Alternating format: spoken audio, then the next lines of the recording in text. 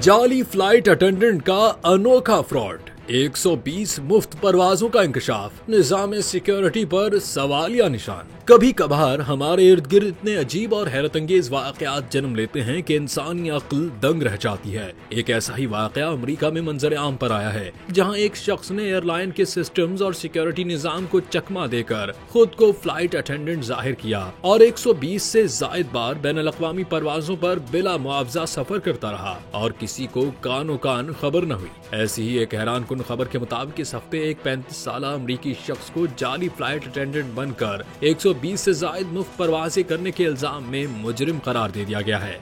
ये शख्स 2018 से 2024 के दरमियान 4 मुख्तलिफ एयरलाइंस में खुद को फ्लाइट अटेंडेंट जाहिर करता रहा और बगैर अदायगी के दर्जनों मरतबा सफर किया।